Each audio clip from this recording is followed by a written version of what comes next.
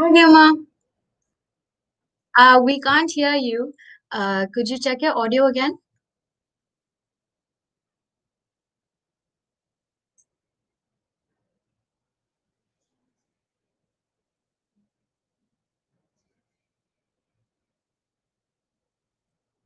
We can't hear John as well. Oh, how about now? Yeah, yeah, we can. It was transferred to mute by Oh, yeah. default. Okay. Yeah, good to go. Sorry for that. A very good morning, and I welcome you all on behalf of my team on the seventh day of Brain Awareness Week, an initiative by International Brain Research Organization and Dana Foundation. I'm Vyoma Shah, the co-organizer of this event, a master's student of neuropsychology, and the moderator for this session. Well, today is the last day of Brain Awareness Week, but some things like the last day of this program is inevitable, and so is aging. Every person present here is aging by second, and all of us have heard about the cognitive problems faced by people when getting old. But how can one minimize the risk of this? To tell us about all of this, we have with us Dr. John Bellone, a clinical neuropsychologist at the Advanced Neurobehavioral Health of Southern California. He has secured his postdoc fellowship from Brown University, and he also specializes in assessing adults with concerns about their memory and other cognitive abilities. He also is the co-creator and the host of Navigating Neuropsychology, a neuropsychology-specific podcast. Dr. Bellone will be enlightening us on how, with simple lifestyle changes, one can improve quality of aging. The topic is Becoming a Super Ager, Improving Cognitive Functioning Through a Healthy Lifestyle. So I request you to guide us into the session. Okay. Ready for me? Yes. Excellent. Well, thank you to all the organizers of the Brain Awareness Week conference, in particular, Vyoma, for inviting me to present, as well as the Dana Foundation and the International Brain Research Organization for all of their support. Just for a quick disclosure, I have a 5-day-old infant who's being treated for jaundice in the hospital right now. It's not severe. She should be discharged tomorrow without any problems. I'm not allowed to be with her and my wife in the hospital because of the COVID-19 situation here in Southern California. But the reason I'm bringing it up is because I've got my cell phone here just in case my wife calls. I might have to take it. I hope everyone understands, but it shouldn't happen. But it also explains the bags under my eyes from not sleeping much in the past week. So bear with me. In this lecture, I'm going to be talking about small changes we can incorporate into our everyday lives that will not only boost our thinking skills right now, but will significantly reduce our risk for dementia and cognitive problems later on. Although it's never too late to make these healthy changes, the research is consistently showing that the earlier we make these changes, these behaviors, the better. I know that many of you listening to this are maybe in your 20s and 30s, although you might not see some of the benefits of these lifestyle changes for decades. Now is really the perfect time to begin building healthy habits into your everyday lives. So as an overview, I'll explain what neuroplasticity is, just generally speaking. I'll give a quick mention about how cognitive abilities, our thinking skills change as we get older. I'll tell you about superagers and blue zones. I want to focus a lot of our time on the lifestyle factors that have been shown to enhance and maintain brain health and cognitive abilities. Spoiler alert, I'm gonna convince you to start riding a bike if you don't already regularly ride. That hits 3 out of those 4 just by doing that. And then I'll talk about a few things that we might want to avoid in terms of healthy, aging, barriers to making changes, and what we might be able to do to promote healthy behaviors in our societies. Just so you know, I receive funding from the International Neuropsychological Society through my podcast, Navigating Neuropsychology. Okay, so we used to think that the brain was set in stone after childhood and that we couldn't change our brain cells or how they work. We know that that is not true, that we can change our brain throughout life, both in good ways and in bad ways. We call this neuroplasticity because our brains can be molded or shaped, sort of like plastic. This down here is a drawing of a brain cell, a neuron. This is the body, and these are called dendrites. They're like tentacles or tree branches that connect to other neurons and pass along information. And when the cell is active and when other conditions are met, those branches can grow, like you see here. And that's important because when the cell grows, when these cells grow, they make more connections with their neighbors, and the existing connections strengthen. Our brains work by constantly sending signals between brain areas, kind of like airports, bringing people to and from different locations. So the more of the right kind of connections, the better. Now, the opposite can also happen, where if the cells are not used very often or they're not giving the right nutrients, they can shrivel up and lose their connections, making the signals weaker and slower. So it's a two-way street.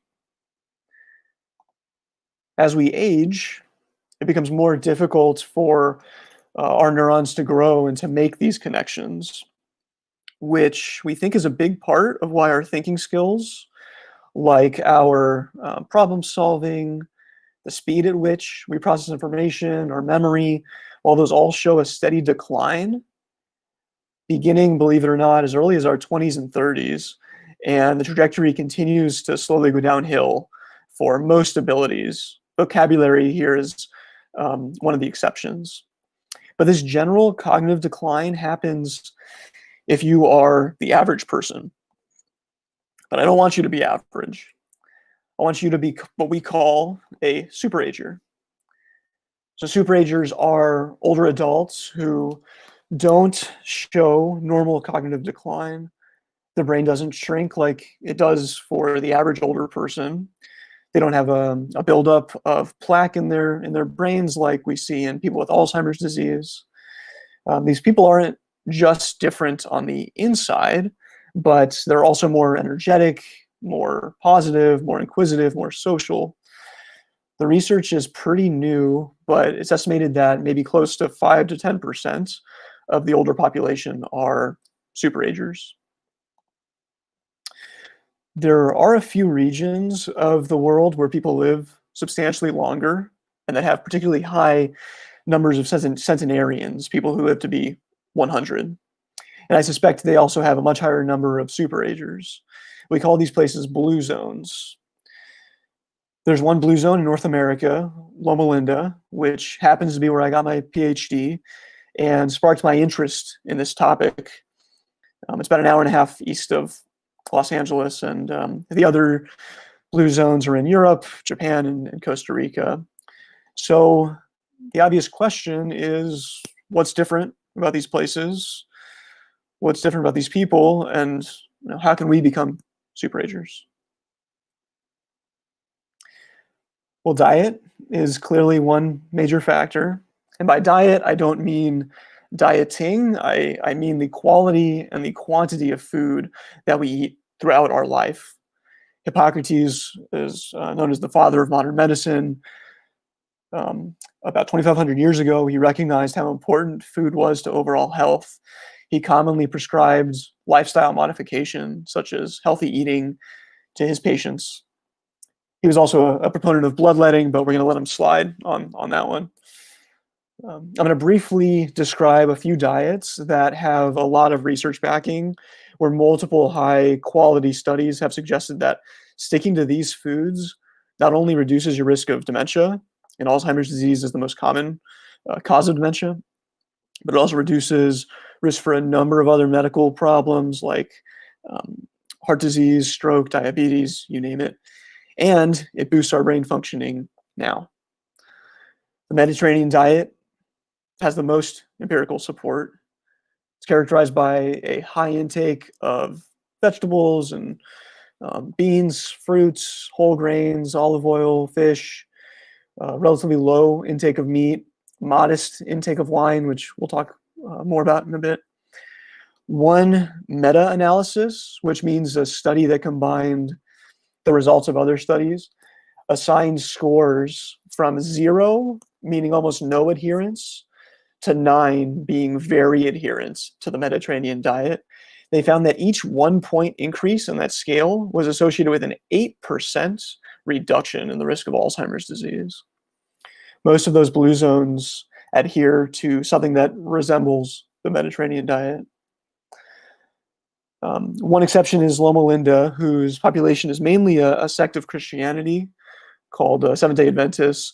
They typically stick to a vegetarian diet. It's very similar to a Mediterranean diet, with the obvious exception of no meat. There's an ongoing large-scale Adventist health study that looks at the health effects of vegetarianism.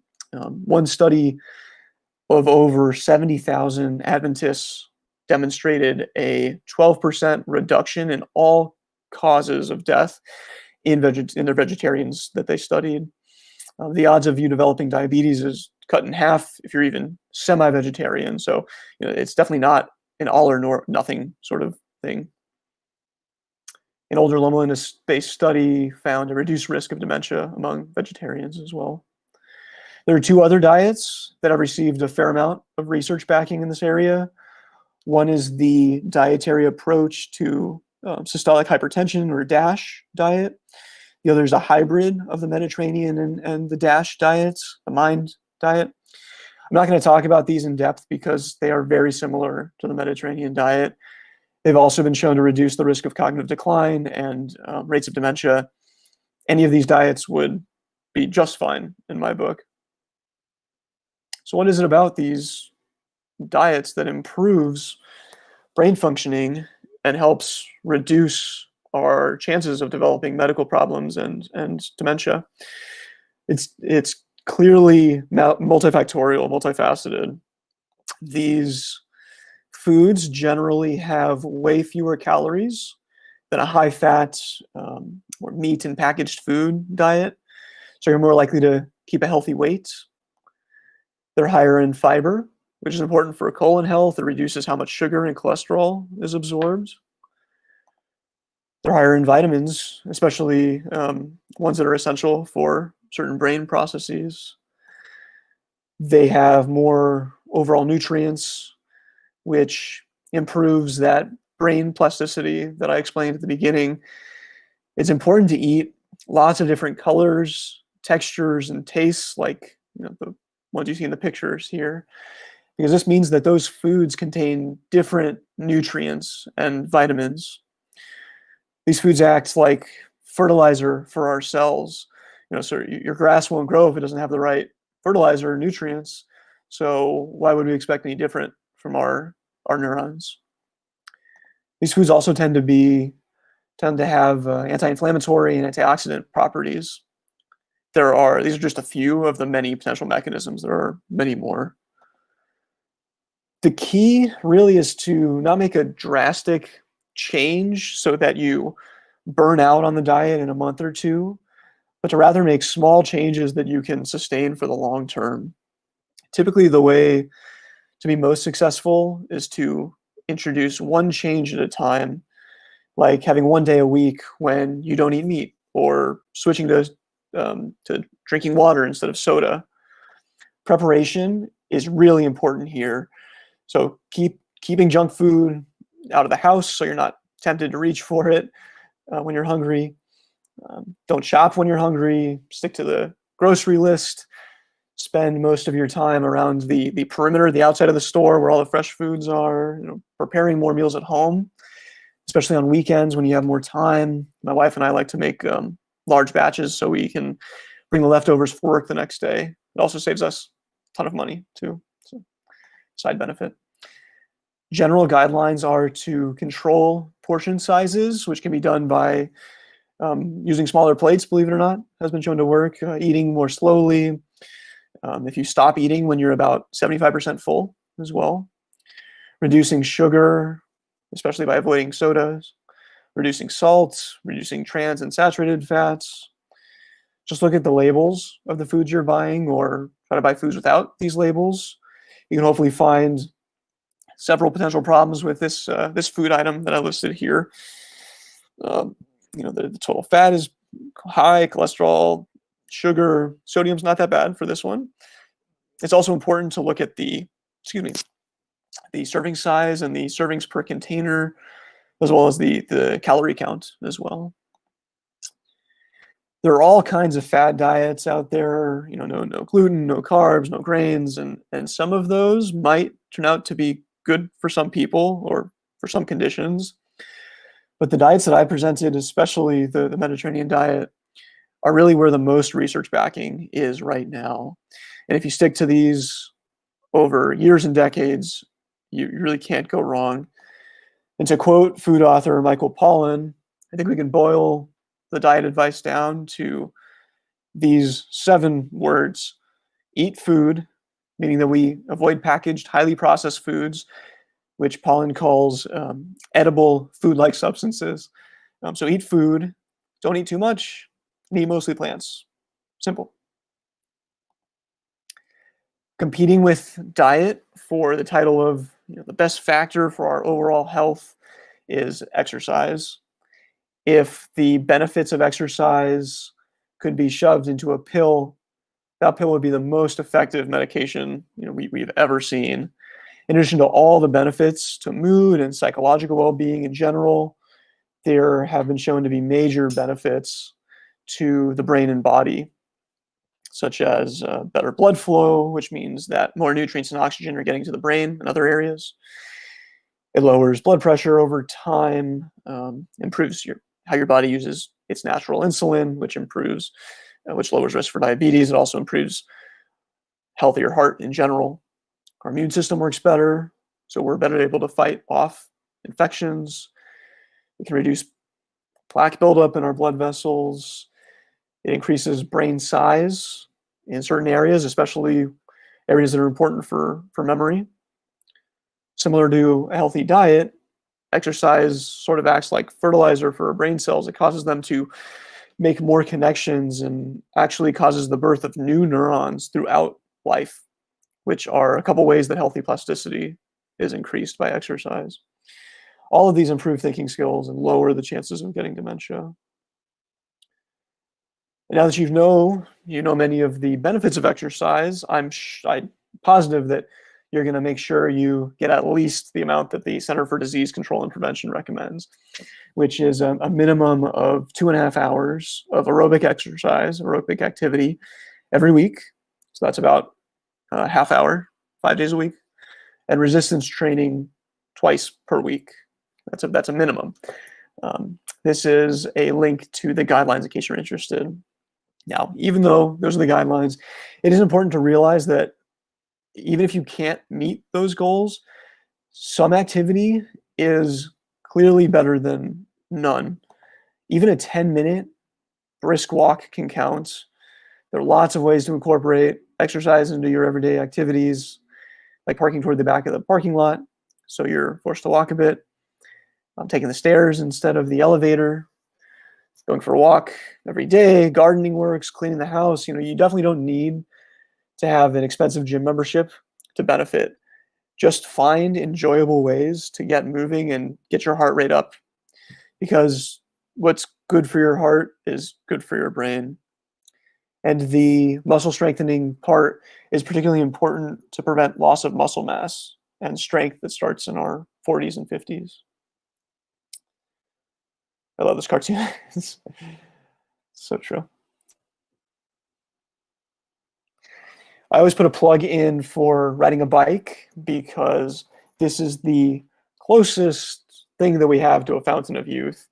Not only is it just great exercise, but if you ride a bike instead of driving short distances to run errands or commute to work and to get around your city, you can save money. You will burn less gas. You'll be less stressed, and it's just fun, I think. This guy, Robert Marchand, is from Paris. He's now 108 years old, and he recently set a world record by cycling over 14 miles in an hour, which is 22.5 kilometers for all those listeners who aren't American. But I think if he can do it, we all can. No excuses. So we've talked about diet, we've talked about exercise. Enrichment is another major factor in healthy life, in a healthy life and healthy lifestyle. Most of the original research on environmental enrichment came from studies with animals. Researchers realized that mice that were placed in cages that were bigger than the typical, so this is the typical cage, they were placed in these larger cages, given toys and running wheels and these tubes and other mice to interact with.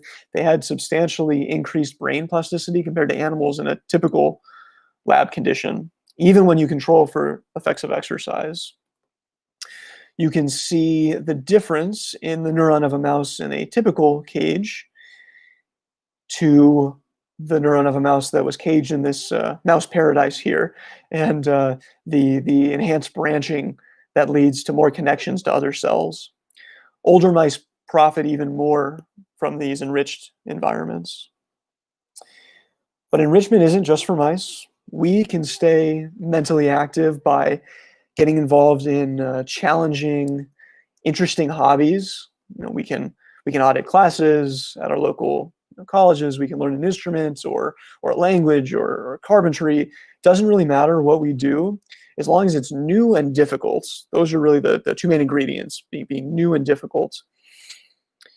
Brain plasticity might slow down over time as we age, but it does not stop. And these methods tend to kickstart it. Even short bouts of learning can increase brain size and improve thinking skills. Staying socially active is also crucial. Many people hit age 65, they retire, and then they see a drastic drop in their overall health. And it might be because they spend their days watching TV and being isolated. And our minds stay sharp when we're frequently involved in social activities. Dancing is one activity that not many people might think about, but it's challenging on a number of levels. Doesn't matter what type of dance it is, swing, tango, salsa. And not only is it inherently a social activity, but it's also a physical workout. It improves balance. It's a mental workout, especially for us guys who have to remember the moves and think a couple steps ahead. And it's I think most people find it just to be very fun. Other ways to stay active include volunteering and spending time with family and children and grandchildren, and going to the senior center, or finding other groups and groups that are meeting in our areas, ways to connect with our communities. Purpose in life, or one's sense of meaning and reason, for living and just overall growth, it tends to decline starting in our later years. So it's essential that we continue to develop the sense of purpose, no matter what stage of life or condition that we're in. All of those blue zones that I mentioned before are societies that value social connection. They have very tightly knit communities. Family is considered a top priority. They engage in meaningful activities well into old age. Very important. So we've talked about diet, exercise, enrichment. I don't care how mentally sharp or intelligent you are, if you don't get sufficient sleep, both quality and quantity sleep, you're not going to function at your peak. And it's going to take a toll on your body and your mind over time.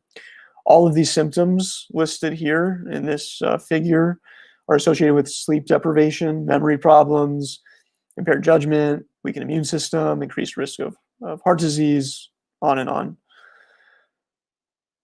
One theory explaining the benefits of sleep is that it's sort of like spring cleaning, getting rid of the trash.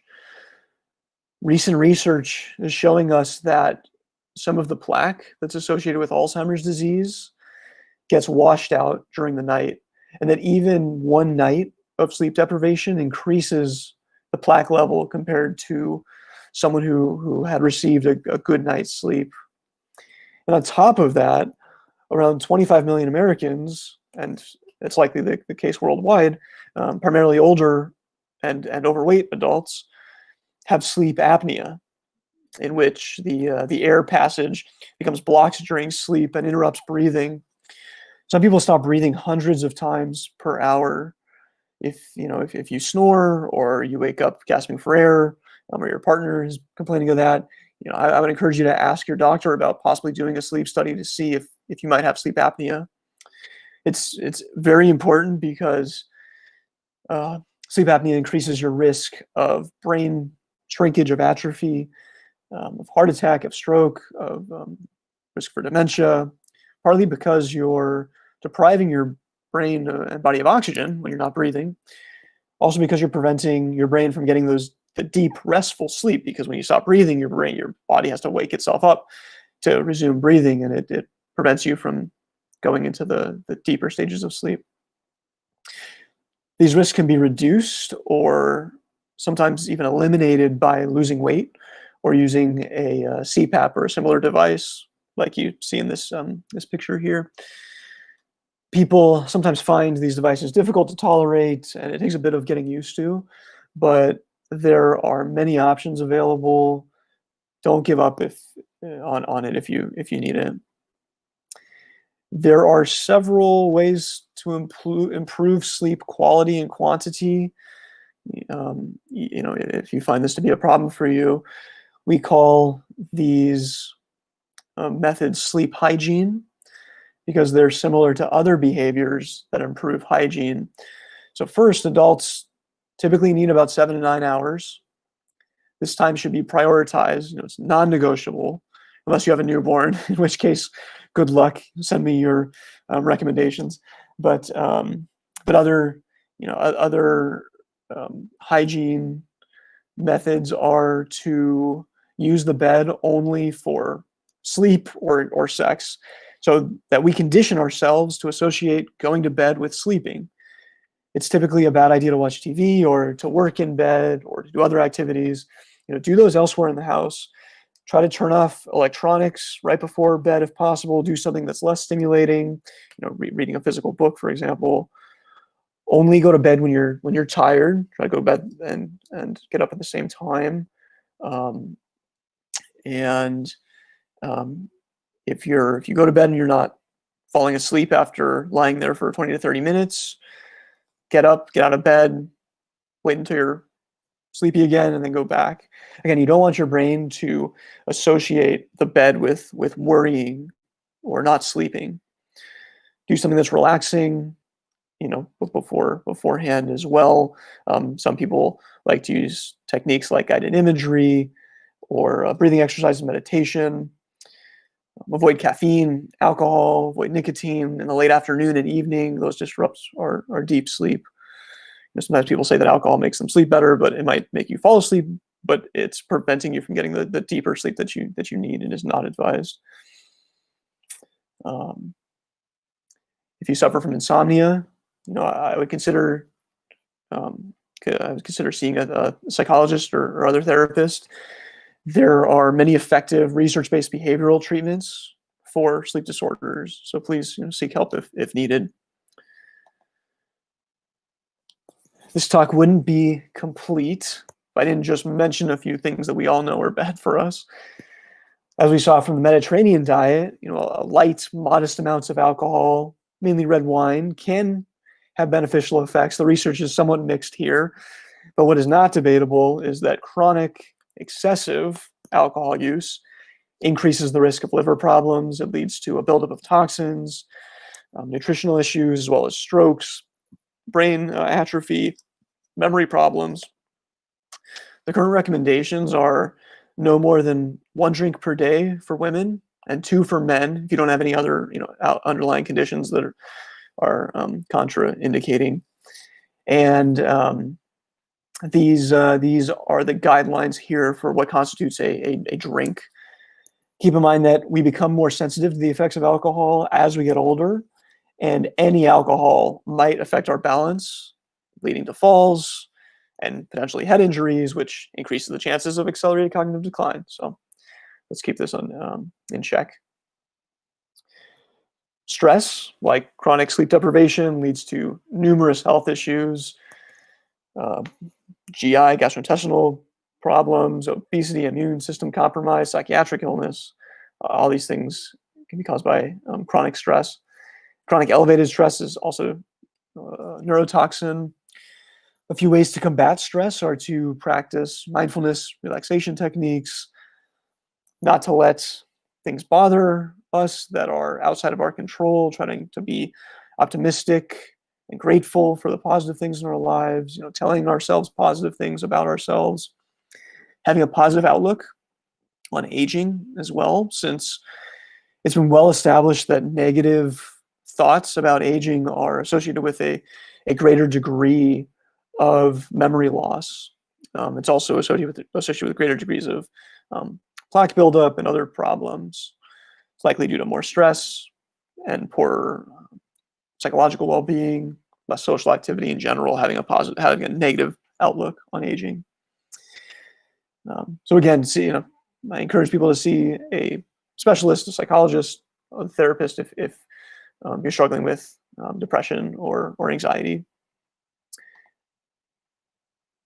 Collectively, the risks associated with lifestyle choices like high blood pressure, high cholesterol, diabetes, obesity, especially smoking, increase the risk of developing cognitive impairment by up to 16-fold, one study found. So your risks are increased by 16 times if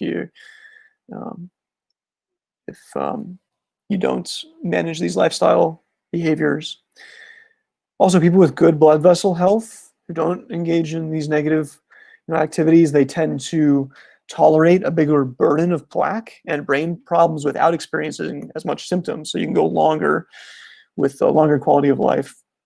I sort of fear that we're becoming like the people from the movie WALL-E, and I hope we reverse this trend.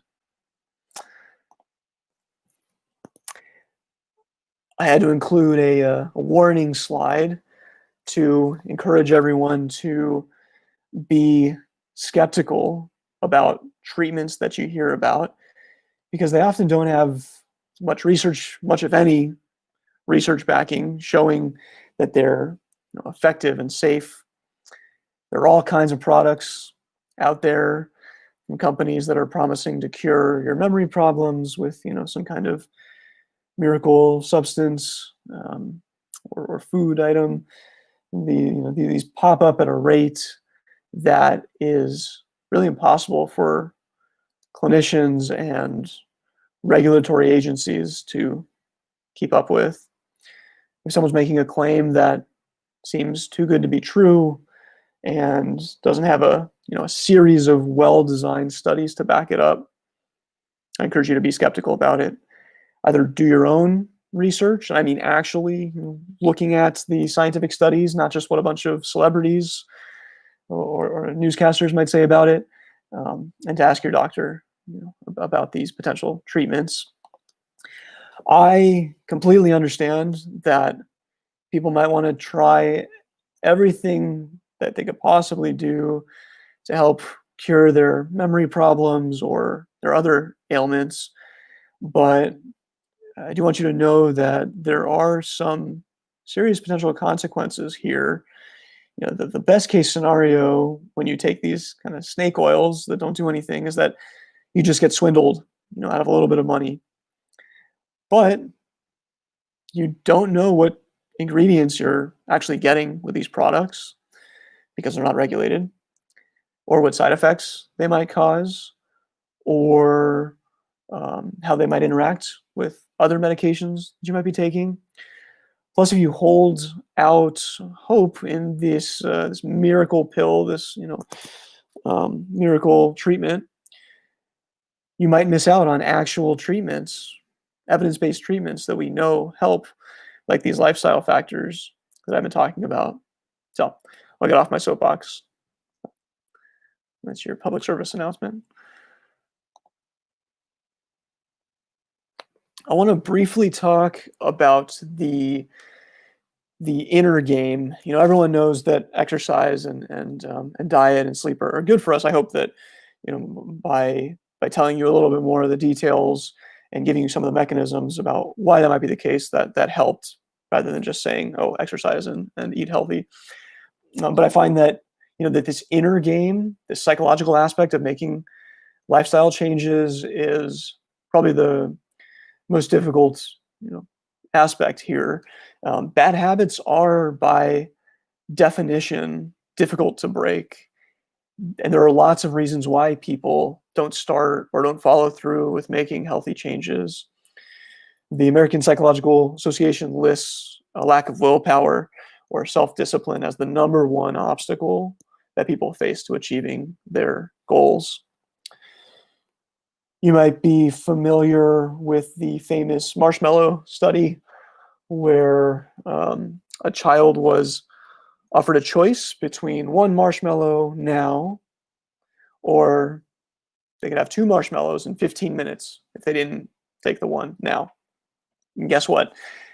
The kids who were able to wait for that bigger reward later on, they were years later, found to have higher educational attainment. They had better standardized scores. They had a lower body mass index. Rates of obesity were lower. They had just better overall life outcomes. And I love this picture of this poor kid. You can see the agony in his face. That marshmallow doesn't stand a chance of lasting for the full 15 minutes. But this inner struggle, it's just a part of being human. I think we should all be kind to ourselves. Allow for lapses in your goals, in your behavior, but then continue forward and slowly build healthy habits over time. Realize that while you may not always be able to control your desires, right? Your desire for cake or for this and that, for example, or to watch, Netflix all day, we can always control our actions. We've evolved to seek instant gratification, but now in our society, it comes with long-term consequences. And I think that if we are to succeed in this kind of overstimulating world, we have to learn to distinguish between the false, addicting rewards and the real rewards that give us long-term fulfillment and happiness. And I think we need to label our excuses as excuses. So what's the most common excuse that we hear from people? It's that they don't have time to cook or to exercise or to sleep or whatever it might be. And really what that translates to is that activity is not a priority to them, right? They can prioritize the Westworld episode, but the exercising is not maybe a priority. So I challenge you to make these healthy lifestyle changes a priority in your life, not just for your present self, but for your future self, mainly. And I guarantee that your future self will thank your current self profusely for putting in the work that it takes to form these new habits. And we also need to make smart goals that are specific rather than vague. So rather than just vaguely saying, I really want to exercise more, or I want to lose weight, you say that you are going to run. You want to run 10 miles. That's your goal. Excuse me.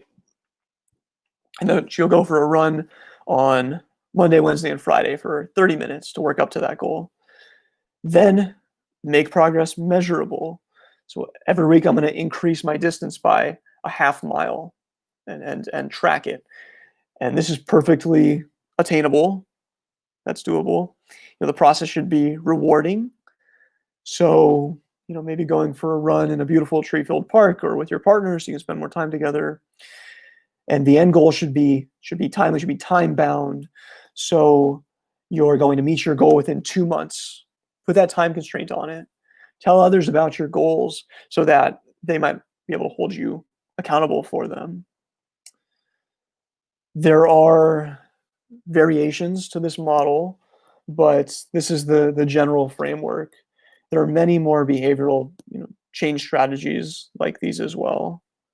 There are also, of course, lots of books on the topic. One that I like a lot is James Clear's Atomic Habits.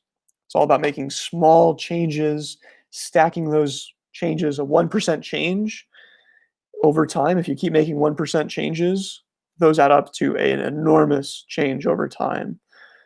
I encourage you to take this to heart and read this. Before I finish, I want to briefly throw out a few ideas of how each of us might be able to have more of an impact on the health of our societies by improving the chances that others might make these healthy lifestyle choices. One is that, of course, we can each make these changes in our own lives. We can model this behavior for our family and our community. We can educate others about how their lifestyle affects their brain health and teach them how to cook healthy foods, ways to get better sleep, ways to exercise better. This can be done either to kids or in elementary schools or in nursing homes, anywhere in between. I think we just need to get this education out more on our social media feeds. There's so much noise out there, and we need to get good, high quality, well evidence-based research out there for people. I think we need to change the medical model from sick care, like it is now in many places where hospitals and doctors and insurance companies focus on disease management. They treat problems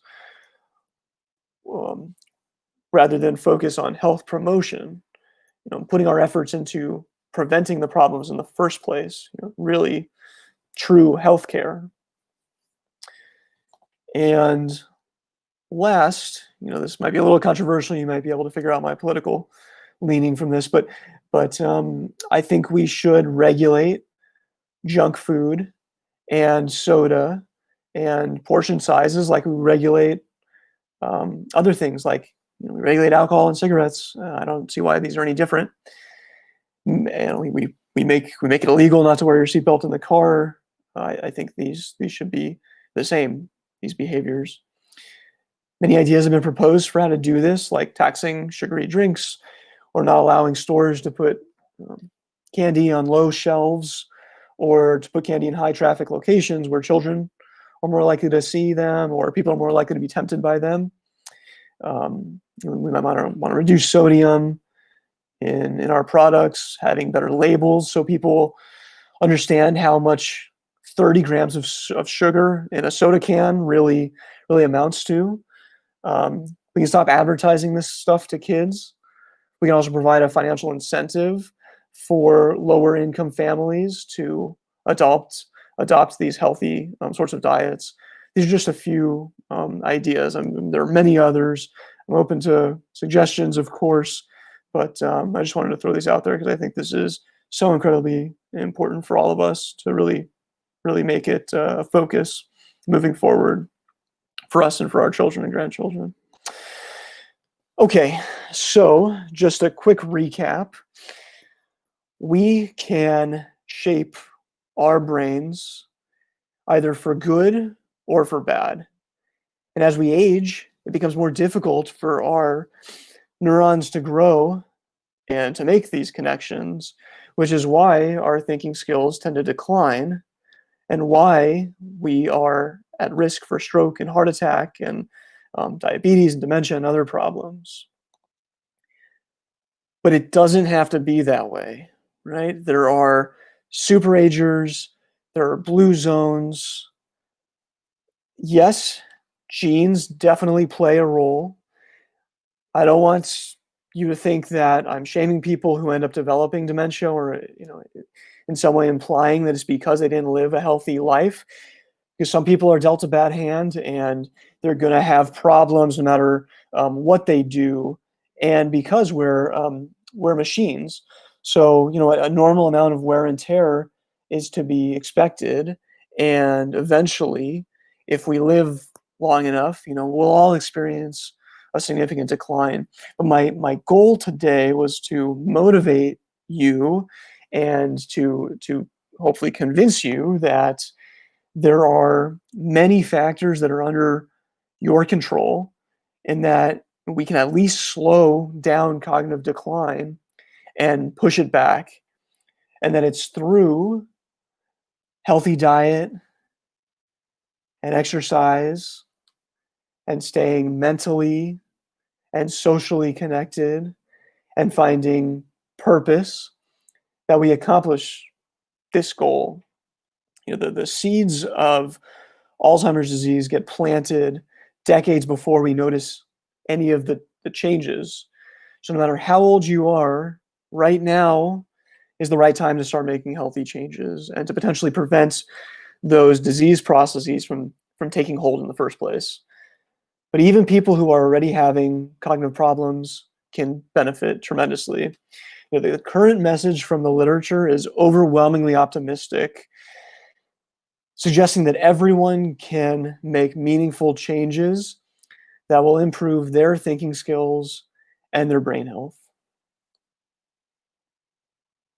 And seriously, get a bike if you don't have one or don't regularly ride. I have at least one article to back up every claim I made in my talk, so please let me know if you'd like any of the references or other materials. I published a book chapter a few years ago that goes deeper into the effects that these lifestyle changes have on our neuroplasticity and our memory. I'd be happy to share the PDF with anyone who might want it. And one last shameless plug, the National Academy of Neuropsychology Foundation, they commissioned me and my podcast partner to do a mini-series specifically on brain health for the general public. These are 15 to 20 minute episodes meant for the general public. So far, we have 3 episodes on sleep and exercise and nutrition. We'll likely have more in the future. But to find these, you can go to nanfoundation.org. They're also on our podcast feed at navneuro.com. Thank you all so much for listening. Happy to take any questions if there's time to do so. Thank you for sharing your knowledge, sir. We have some questions. Vani Gupta asks, early humans primarily ate non-vegetarian meals. So are there any evolutionary causes for benefits of a vegetarian diet? Yeah, very good question. I am not exactly sure. I mean, I'm not exactly sure what the diets really varied depending on what geographic location you were in and what climate you were in, from the very cold to the very hot. So we can't really say that one diet was the most effective across the board. We know that there were gatherers who gathered nuts and seeds and plants very early on. So it wasn't just meat, but you were right that non-vegetarian diets did make up a large amount. I'm not sure why. That's a really good question. I mean, I listed several of the potential mechanisms behind just a plant-based diet. There are some others that I didn't mention. I mentioned the reduced inflammation and antioxidants. One other thought that just came to mind is that the diet that we have now, the meat eating diet, is very different from what our ancestors would have eaten. Regardless of where they were in the world, they didn't have the McDonald's on every corner and the Big Mac everywhere. They could eat meat just ad libitum as much as they wanted, and so that's why the studies suggest that even semi-vegetarian diets are fine. Back in the day when they might have killed an antelope and had meat for a few days and then gone a week or two without eating meat. I think that's very different from our current diet, so we can't make a direct comparison. Those are just a couple of thoughts. I'm not exactly sure other mechanisms, though. Any other questions?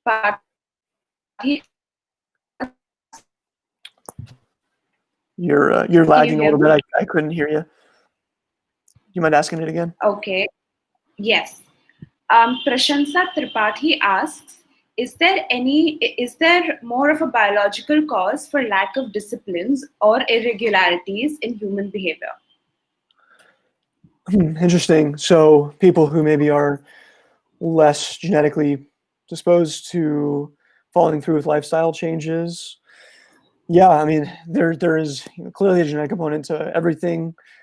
All behavior has some form of genetic component. I would argue. I'm not sure exactly what the certain genes are that might underlie those. Clearly, certain families are more health conscious than others, but it's very hard to design a study where you separate genes from the environment in that way. So you can ask a family that is very health conscious. You can look at their behaviors and their genetic predispositions and compare them to families that are maybe less health conscious and see if there are any underlying genetic predispositions that might separate those two groups. But there are also other factors that might be at play there, genetic factors as well. There might be differences in how closely knit the family is, and other behaviors like sleep and other healthy behaviors might be different in terms of the family dynamics. There's also the learning aspect. So people in families where they might learn healthy behaviors from a young age. You might say that could be genetic if a family is all healthy, but it also could be environment. And it further complicates things because the genes interact with the environment.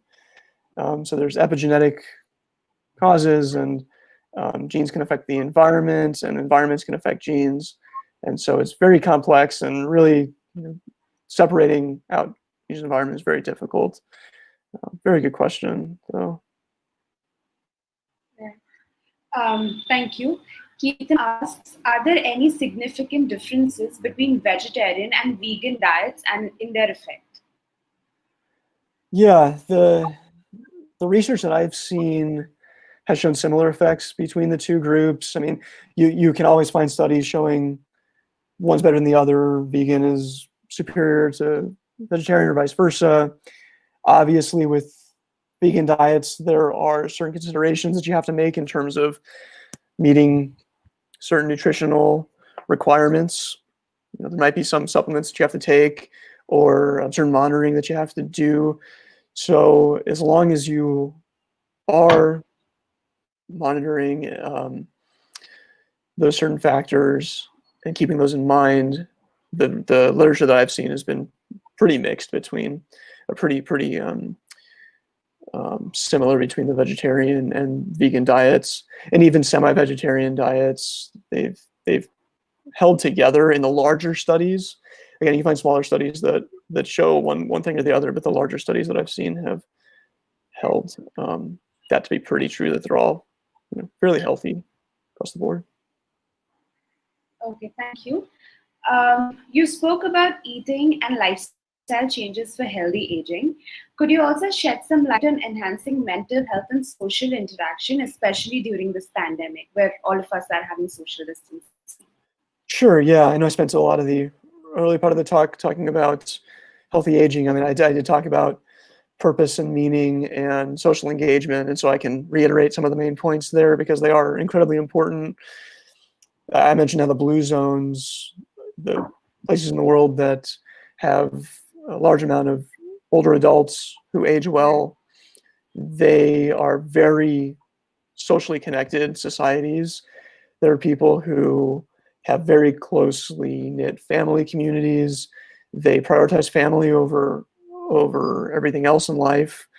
They they care for each other. They have hobbies that incorporate other people, whether it be cooking or their different crafts, and that gives them purpose and meaning in life. And I think we should all be doing that, no matter what stage or condition we are in, and we can absolutely do that in the current pandemic situation in our own lives.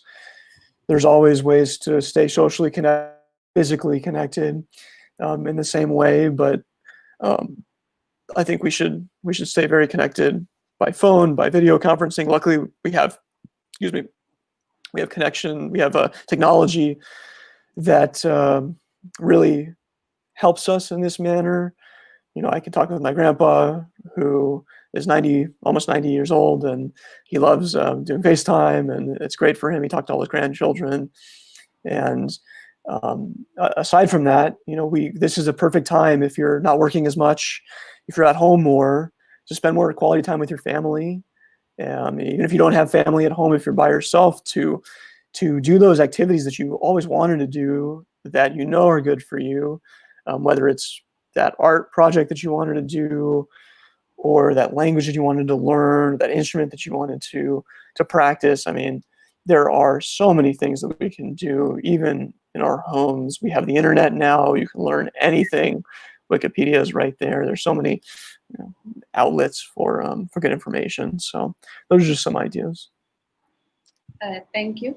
Shreya Mohapatra asks, as you've said, we should be cautious about miracle foods and superfoods.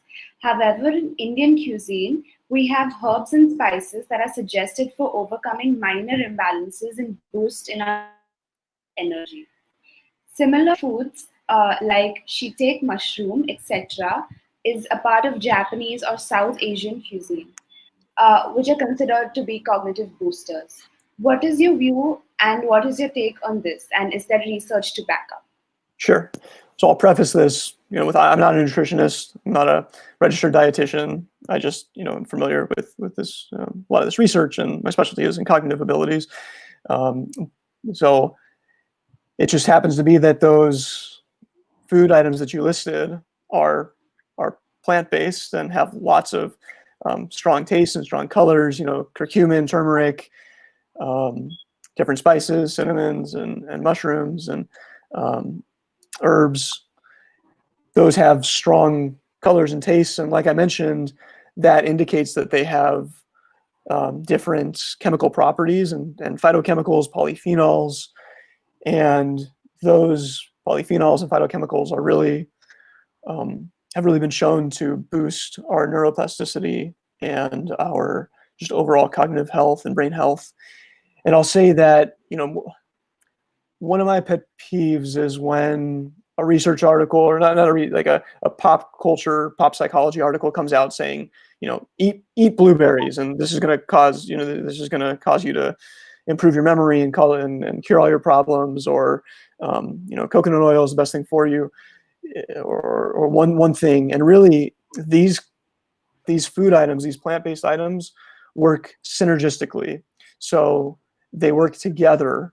It's really important that we have a varied diet with lots of textures and colors. So not just, turmeric's great and curcumin is great, and I love curry more than probably anybody else listening. But it's good to have a varied diet of different things. So incorporate those, by all means, those natural kind of ancient herbs and spices into foods, but also make sure you're getting a varied diet. The last question we have is, do the food we eat cause effect on the way we think? As I've noticed in my locality, there is that in general people eating non-vegetarian are more aggressive when compared to vegetarians. So whatever we eat, does it have an impact on our thinking? Yeah. I'm not sure how, is that different from what I presented before? Do you mind repeating that? Sorry, super quickly. I didn't quite get the full question. Akarshan Agrawal asked, do the food we eat cause effect in our thinking too? He has noticed that in his locality, in general, people who eat non-vegetarian food are slightly more aggressive than the people who eat vegetarian food.